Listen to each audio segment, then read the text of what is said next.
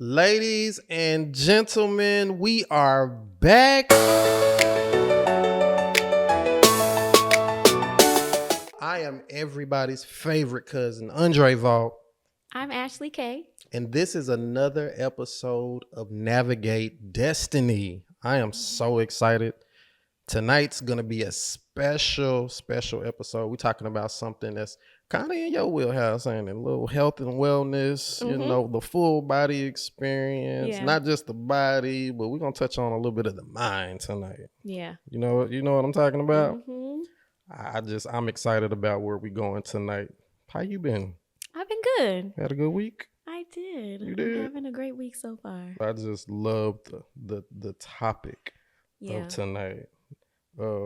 What's their topic tonight? Mental health.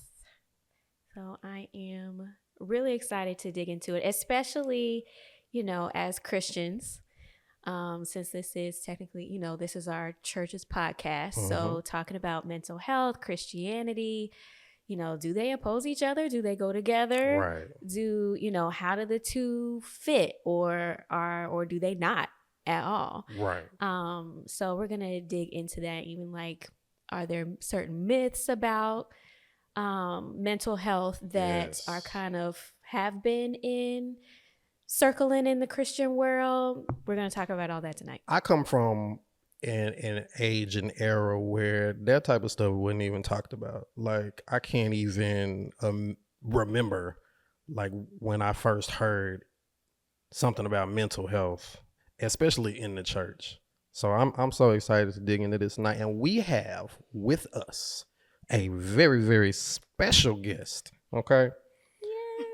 And I didn't have time to memorize all of these accolades. So I'm just going to read them so y'all don't judge me. Okay. All right. So we have with us tonight, Miss Tempest Meriwether. Okay. She is a licensed professional counselor, LPC, MHSP, and I know that's important because she talked about it when she got here, so I know that means something. She's a public speaker and an author with over 14 years of experience helping individuals navigate anxiety, depression, trauma, and personal transformation. As the founder of Beloved Counseling Services, she brings a compassionate, client-centered approach grounded in her master's degree in psychology, equipping people with practical tools for healing, resilience, and growth. Through her counseling practice, books, guided workbooks, and empowering presentations at conferences and churches and workshops, Tempest inspires audiences to embrace self-discovery, strengthen relationships, and reclaim their joy and purpose. Based in Murfreesboro, Tennessee, she continues to make a meaningful impact both locally and beyond. Ladies and gentlemen, Miss Tempest Meriwether, thank you so much for coming. Thanks for having me. That made me sound good. You know what I'm saying? Okay. I did that. I don't know what nobody else say. I read that. No, thank you so much for coming and hanging out with us tonight. Like I was saying, we just gonna kick back and just, have a conversation about something that I think we should definitely talk about more in church and spiritual spaces, so the two can come together because it's important. Absolutely. I think it's important. So tell us a little bit. I know I read some stuff, but let's hear it from you. Tell us about Tempest in your words. Something about me. I was actually pre-law Ooh. before. Yes, I came into MTSU. Okay. And I just knew I was going to be an attorney.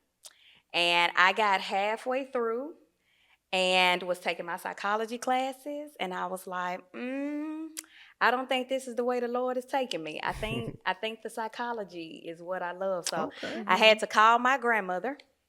And Granny. Tell her, well, Granny, I'm switching my major. And she said, well, you ain't going to make no money. Oh, no. I said, oh, okay. Now, she was wrong. She didn't know. She didn't know.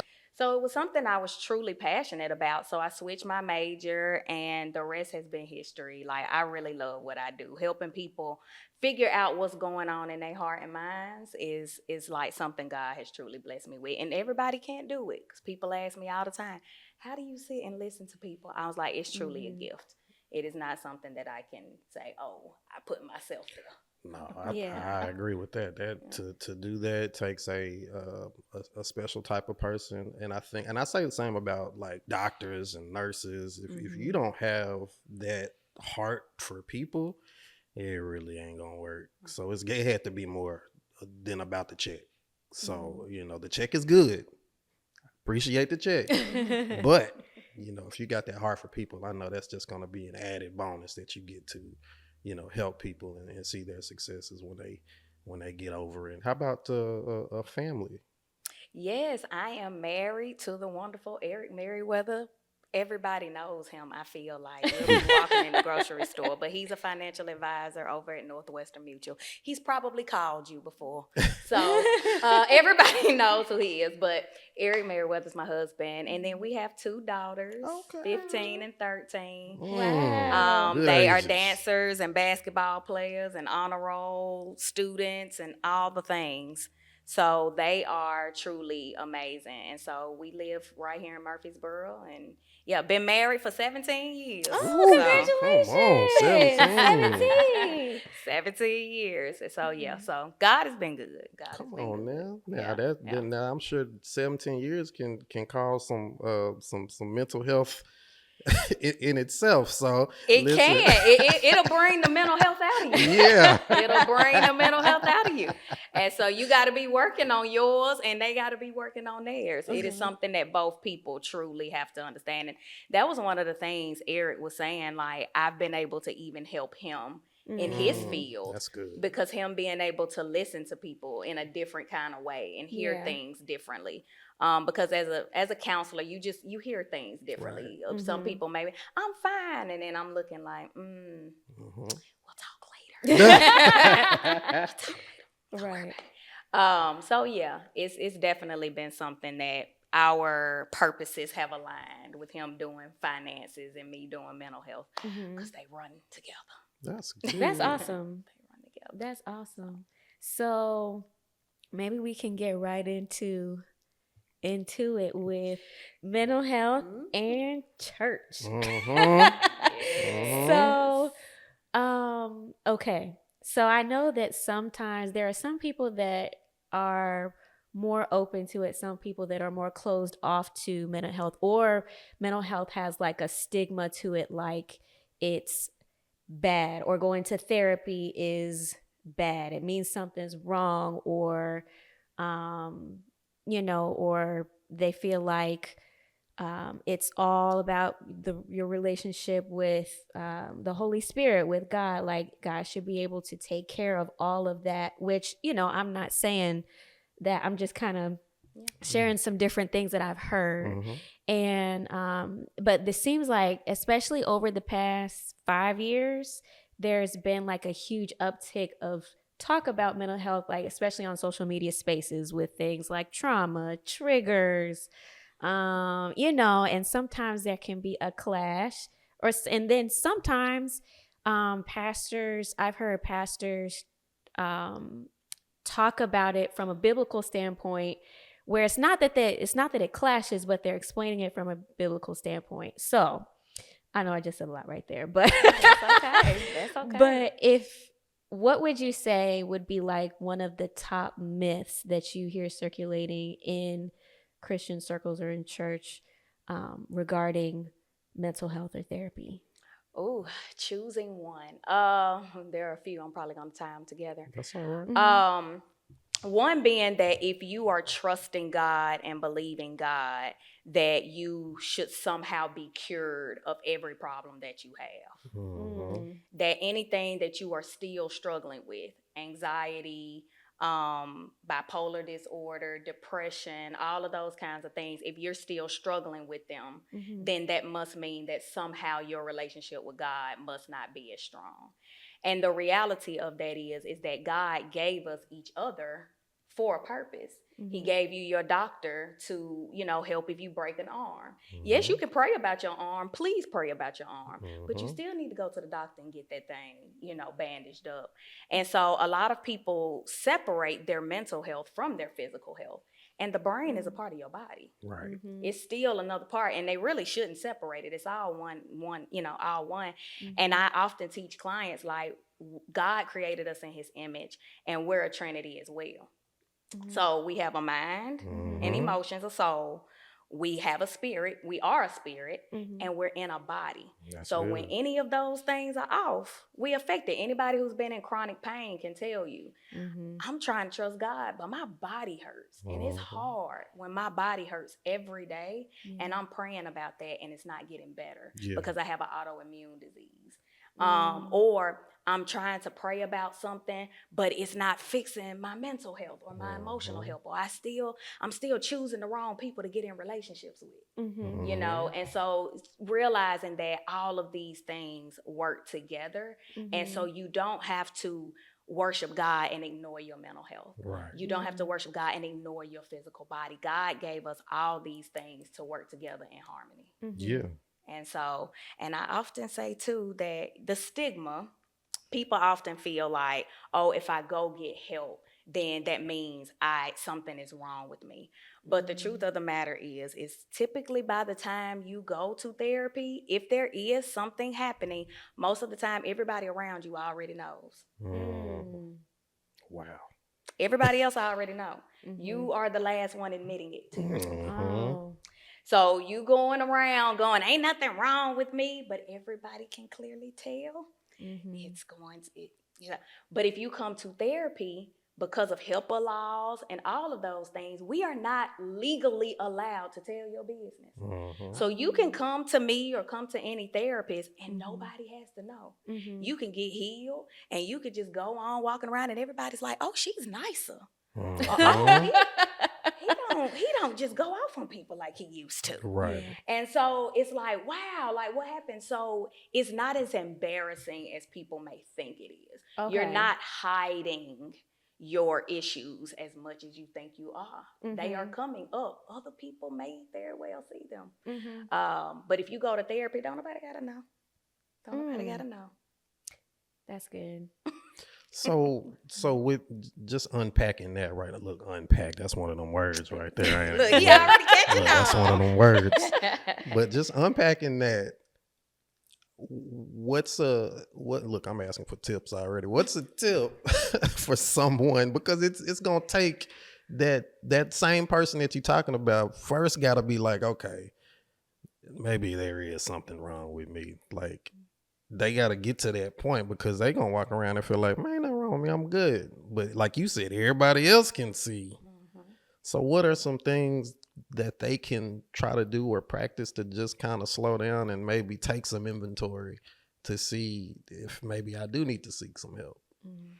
Well, one is knowing how you feel in your own body. Yeah. You know, which a lot of people are disconnected from. Number one, if you are disconnected from your body, you don't feel anything anymore. That's sign number one. Like if you're no longer attached to your body, you're no longer attached to your emotions, you don't even know what's going on, you can't even tell you're tired anymore. You just go through things. There's probably already so much that you're missing. So being able to slow down and actually check in with yourself, that's going to be very important. And then after that, once you are around other people, if people are kind of constantly telling you something, or you keep having the same issues with people over and over again, you could very well be surrounded by all the wrong people. But if you in the middle of all of it, then it don't hurt to go and see if like, hey, am I a part of the pattern here? Even if you've been through a lot of relationships and it's like, I'm always choosing wrong. Not that you did anything bad as in you're bad, but you may have something going on in you, like your attachment style. You might have an anxious attachment style. And so you are attracting avoidance.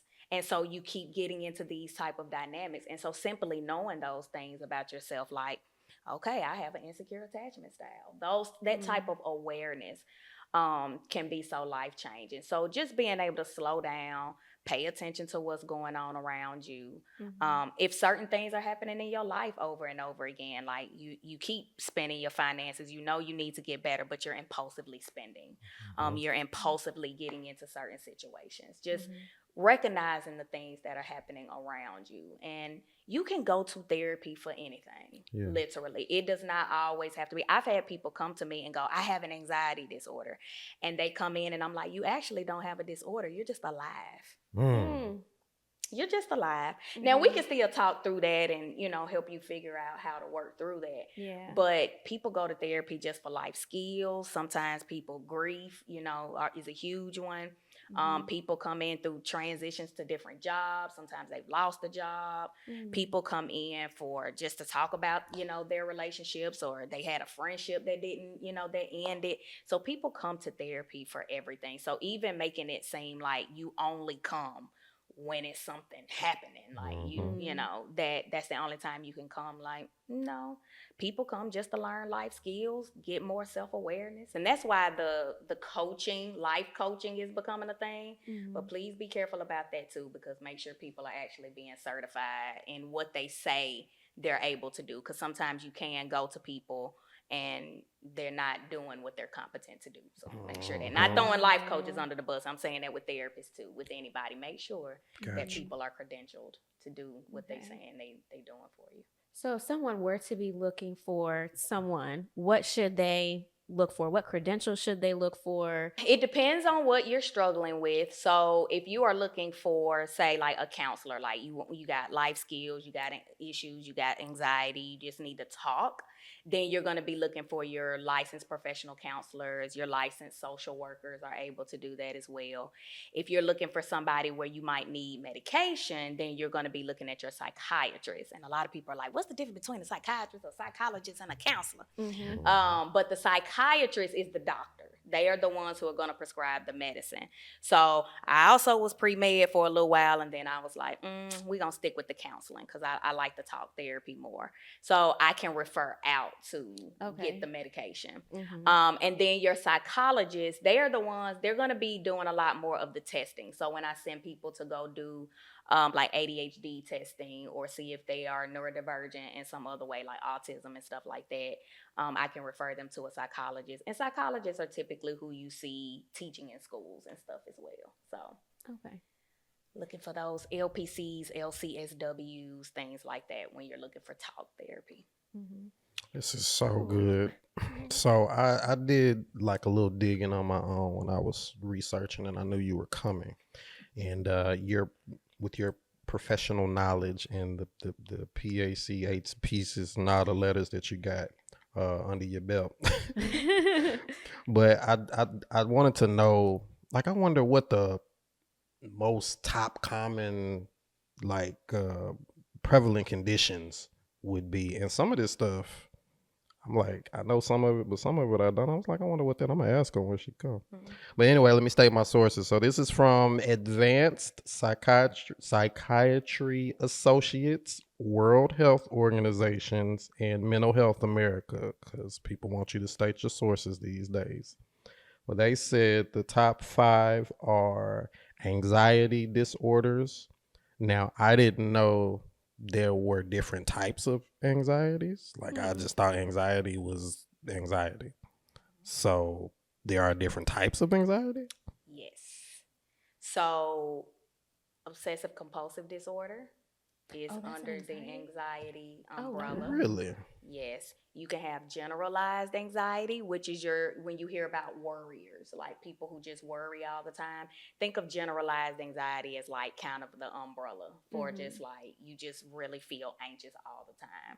There's social anxiety. That one I have heard of. Yes. Okay. And there's a few others, but yes, there's different types of anxieties, and depending on panic attacks, all of those things, it's a lot of different types of anxieties that you can have. Okay. And different treatments for them. Okay.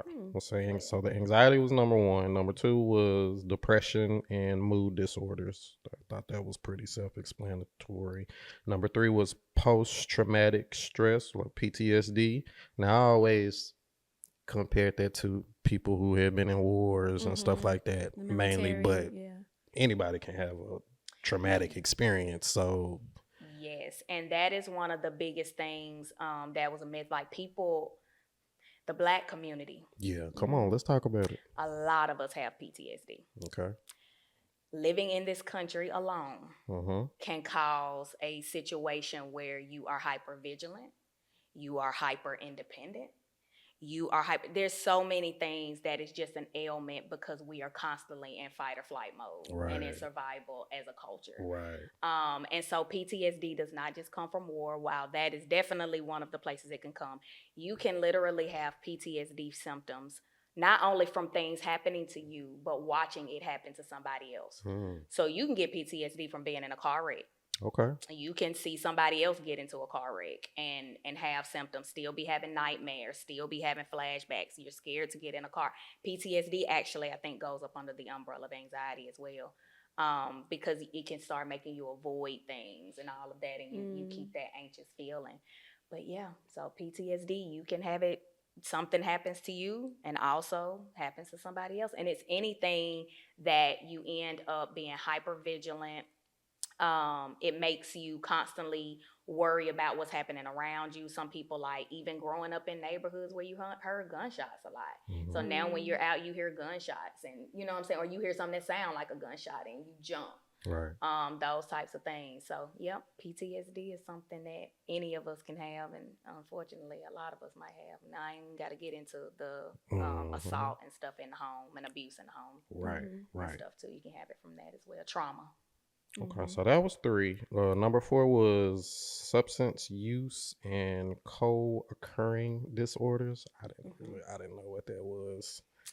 Yes. So substance use and co-occurring disorders, that basically means that you use alcohol or drugs of some sort, and you also have depression, anxiety, and all that. So it's like they're co-occurring. They're occurring together. And so pretty much all the substance use disorders, you're probably going to have something else, because if you're using at that level, then you're likely masking some mood disorder or something. Okay. And then number 5, probably most common, and I knew all about this one all too well, is burnout and chronic stress. So that rounded out your top 5. There were more, but then it got into more youth things and like emerging systematic concerns, suicide, and all of that type of thing. But that was the top 5. Burnout and chronic stress definitely is going around the church. So I know that showed up after COVID. COVID changed how churched. And once COVID hit and people was able to take a collective breath, they didn't come back when the doors opened. They said, "Nah, I'm gonna stay at the house because I needed a break." And you started to see that, okay, we got to change how we kind of do things, how we take care of our volunteers, how we delegate some of these responsibilities, because I mean, ministry it takes a lot of moving pieces. It takes a lot of hands and arms, and somebody's got to do it. But once COVID hit and we had to sit down, it was like it changed. Like, I'm not ashamed to say our church, we didn't come back the same. Now we are elevating and moving into different spaces, and it's taking on the different form, and we're doing better now. But it was rough. Like, people were tired, and I think mentally that would have been something good to dive into to address how people were feeling mentally with COVID, because there was a lot of uncertainty, a lot of things that were scary. You didn't know. I'm like, it changed the world. That was one of the things, like, between COVID, because we're all still recovering from it. I feel like everybody's nervous system was literally shocked. Like, they were telling us, and I mean, they were putting numbers up. This many people died. This many people died.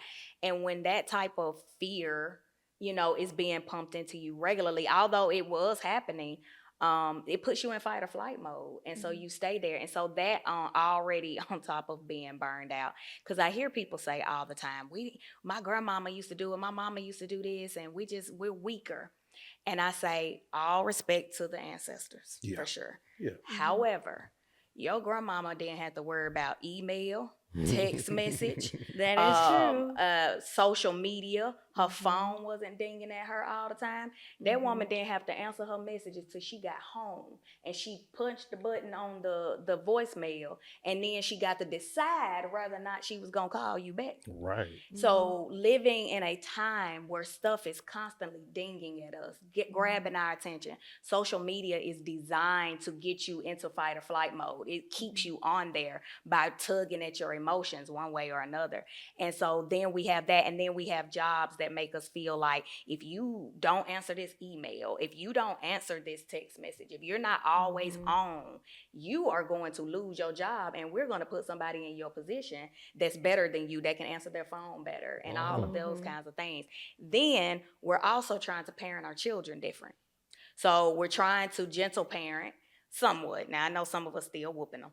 However, we're still trying to be more thoughtful about it. You know, we asking them how they feel now. We're asking them, we're trying to be at the basketball games. We're trying to be at the dance competitions. We're trying to ask them what's going on with them now. So we're trying to be more emotionally present with our children. And then we're trying to be there at church. We're trying to, you know, serve on different ministries and doing all of these different things. And so we are literally overwhelmed. What do you say? Overworked, underpaid, all of those things. And so literally we can't keep this up. Yeah. Like it's just not possible. We're seeing people like everything from cardiovascular disease to everything, like because stress is so hard on our bodies. And we just like, oh, I'm just gonna keep pushing. I'm gonna keep pushing. And it's like, you're gonna push to an early grave.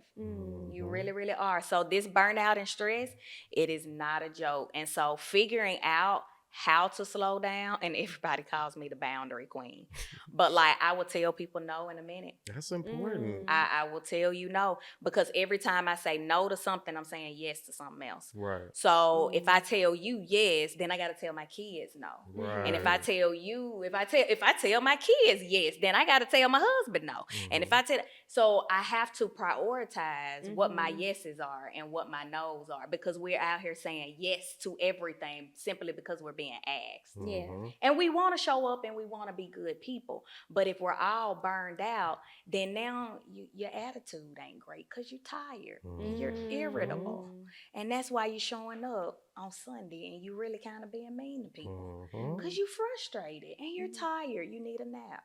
So as we're talking about this, like in the church space, how would, for people that are very involved in their church ministries, how would we go about, like, I feel like we're kind of like in reconstruction, kind of, sort of.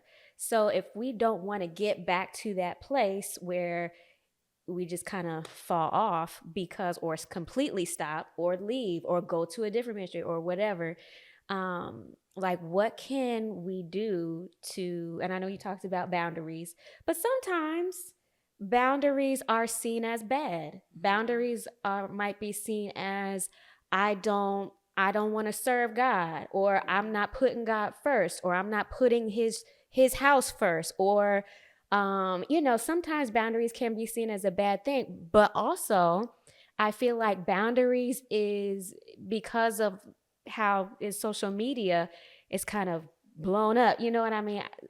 Is there too much of that? Can there be too much? What is the balance that we should have as people who are involved in ministry, like That's Heavenly good. Law? That's good. So one thing I always say about boundaries, God has boundaries. God told you what you was going to do with him and what you wouldn't. Listen. So boundaries is not what I'm telling you to do.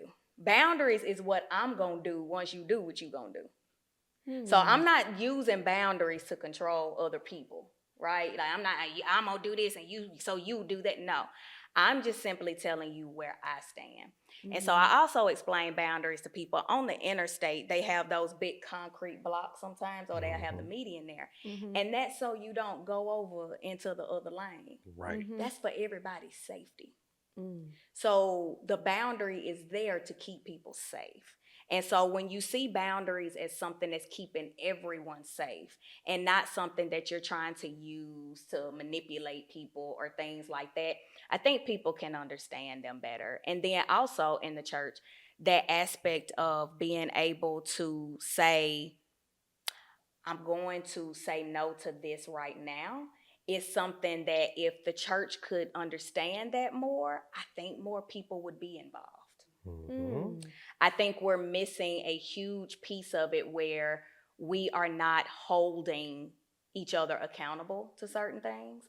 And we're allowing, I'm trying to be careful. Mhm. No, just say it. Just say it. Listen. We're allowing the few that are in charge to tell everybody, like, this is what you're going to do, and that's it. That is making a lot of people run away from the church, because it's like, at this point, after I have gone through COVID, after I done had childhood trauma, after I have had all these other hurts, the last thing I want to do is come another place where I'm going to be hurt some more. So if I can't have boundaries, if I can't say, oh, that doesn't work for me this Sunday, but can I do next Sunday? If I can't say those things, then we're going to continue to lose people, because this generation can now go online and simply look up what you said. That's right. We are no longer living in a time where you can tell people just anything. That's And right. everybody, even me, I'm sitting here talking, people can go look up exactly what I just said. That's right. And so it's like, we're not living in that time anymore. And so when people can do that, if we don't switch things up, and that's why I love this. Yeah. People being able to feel like we are offering something that is for the soul again. Yeah. You know, not just like, just pray about your anxiety, but like, seriously, we have something that can help you. There's a counselor on campus that can help you with that. And she's going to pray with you, and she's going to give you some techniques. She's going to help you contain your worry. She's going to help you. Like, being able to do that is where we start to get people coming back. Because the days of being able to just tell people whatever, that they gonna go to hell, they gonna da-da-da, especially that younger generation, they ain't scared of nothing. Nah, they different. Them They different. kids ain't scared of their parents. Nah. They not scared of the teachers. Uh-uh. Them kids ain't scared of nothing. So we're gonna have to do something different, because right now where we are, we're gonna have to be willing to not go out the box with crazy stuff. Some stuff people doing right now is a little much, but just genuinely, like, what do people need? People are saying they need somebody to listen to them. They're saying, hey, we don't want anybody abusing us. We don't want anybody extracting our resources and not helping, like, us. I'm over here struggling with my family. I can't pay my rent, but you want me to keep showing up in this space.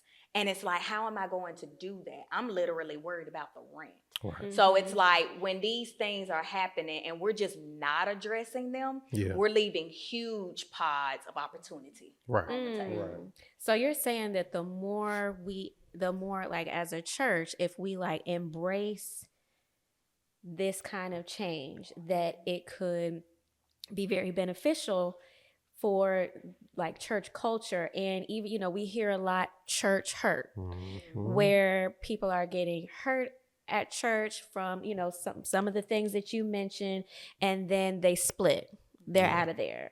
Even people that might have been there for a short time, but also people that have been there for a long time, you know, are kind of like pillars in certain ministries. So what you're saying is that if we are open to these kinds of changes, then it could even help with like things like church hurt. Well, but while we're on the topic of church hurt. Oh, Lord. What you Am I got? asking too much? What you Am I got, just- Ashley Oh, K? Lord. What you got, Ashley K? Okay, so I get church hurt. I don't know. I grew up where my family, we went to the same church like 7 generations. There were different pastors, you know, there were different whichever. And it wasn't always peachy. It wasn't always, but we didn't go anywhere. And we still, and it's not that it was in a bad, not like toxic. Do you see what I'm saying? But it's kind of like, okay, this is our church. We're not going to leave because of somebody else or somebody else's actions. But I also see where people might have been, like you said, abused or overly used, or and so, or something happens, somebody gossips about them, they go to somebody in confidence and they hear it from somebody else, or different things like that happen. So I totally I get both sides. To me, I get it. So what can I don't even know what my question is, but I like, think I got you. you know what I mean? I Like, think I got you. how do we How deal with that do as a we deal with church? this? Yeah. Yes. I think one of the things, this is where counseling really, like, the rubber meets the road. Being able to be self-aware. I think some of the things that come from that happens with church hurt is that the people that are doing the hurting are not self-aware. And then there are people who are getting hurt that also don't know what's happening within them either. So I know some people who, like, they've gone to different churches. It's like, oh, that church hurt me, so I'm gonna go over here to this one. Yeah. And this church hurt me, I'm gonna go over here to this one. And then the whole time it may be something where maybe somebody did do something at one church, but because you got hurt at this church, now you took that baggage to the next church. And the minute somebody did something, you're like, that's they about to do it to me again. I ain't fooling with that. Right. And so now you're jumping from church to church. And so counseling can help from a standpoint of like, oh man, like that really hurt me. What are the actual signs of that? Let me not be hyper vigilant, but let me know the signs so that when I go to the next place, then I'm like, okay, this is a good place where I feel safe. I feel like, conflict resolution is going to be there. And so that brings me to my next point. Well, no, let me go back. The people that are doing the hurting, accountability. There is so much hurt in the church, and we do this, I feel like, particularly in the Black community, because we even do this in families. Yeah. The child molester will be at Thanksgiving dinner. Yeah. And so because we carry that as a culture that you don't push anybody out, even though they've been abusing everybody, we can kind of take that culture in the church, and it's like nobody really says anything, and it's not really being addressed. And so that has to definitely stop. Like, anytime that we don't address actual abuse, it gets put on everybody. It makes everybody look bad. That kind of seems generational, though. Like, grandma and them just swept it under the rug, and that's your family. You're supposed to love them anyway. Come on in, and ain't nobody dealing with nothing. Nobody dealing with nothing. And that's causing so many people to not only leave church, but to not fool with family either. And so it's causing a huge amount of loneliness and everything, because people don't want to be by themselves, but everybody's tired of being hurt. Right. So it's making everybody, and now everybody's an introvert. And I'm like, everybody was not an introvert 20 years ago. Yes. Everybody has gotten hurt, and everybody's done with everybody. It's popular. That's what's happening. That part. But the next thing is conflict resolution. Again, having those skills, knowing how to come to a table and resolve a conflict. That is an actual skill. And this is the reason the marriages ain't working. This is the reason friendships ain't working. And it's the reason we can't figure it out in church. When you don't have those skills, nobody takes you to the side when you're growing up and say, okay, like, this is how you handle it when someone upsets you. This is how you say these words. Use the praise sandwich. Tell somebody something that they did good first. Then tell them what the criticism is. And then round it out again with some praise. So we got a praise sandwich. I'm gonna say, like, we don't That's know good. those things, right? And so actually having those kind of skills. So when I come to the table, I know I can feel it in my chest when I'm getting mad. So it's like, I know I need to take a deep breath. Right. And I'm probably not hearing you. And this is, I'm gonna go off topic just for a second, because even with our nervous system, they have proven that you can even see faces wrong if you have gotten activated. Like, if you get mad and you are in fight or flight, you could be sitting there with a neutral face, like you're sitting here with a neutral face. If I were mad at you right now, I would assume that you're being aggressive with me. So that's why the stepping on the shoes in the club and that kind of stuff. That's how that kind of stuff happens, because I am interpreting, because I'm already hyper vigilant and fight or flight. I'm assuming that you just standing there, you're being neutral, but I'm not assuming your face is sending the signal that you're being aggressive with me. And the same thing with sound and everything. And so it's crazy how our nervous system is, like, how it reacts. God is amazing. Yeah. But yeah, because of all of that, like, if I can take a deep breath and know, okay, I'm in fight or flight, I can't hear what they saying because I'm mad. So let me calm down. Let me listen. Because then sometimes, and I know people hear this a lot, we listen to respond Right. instead of listening to understand. Mhm. So all those conflict resolution skills, if we don't have those things, then when we get into it at church or anywhere, Mhm. we don't know how to handle it. And so that's another way with church hurt. And first, everybody stop hurting everybody. Y'all stop hurting Let's people. stop that. Just stop that. And then if you're someone who's easily offended, because that's a thing too, yeah. Mhm. figure out what's going on within you. Tempest, this is so good. So I mean, good. we could keep this going all night. Oh Matter my of fact, gosh. why don't we just keep it going and extend this to a part 2? Huh? Y'all want to do that? Let's do Can it. you hang out with us a little while longer? I can. Come I on. can. I can. Thank you guys for watching part 1, Navigate Destiny. I am Andre Vault, I'm Ashley K. and we'll be right back with a part 2. Thank you for watching.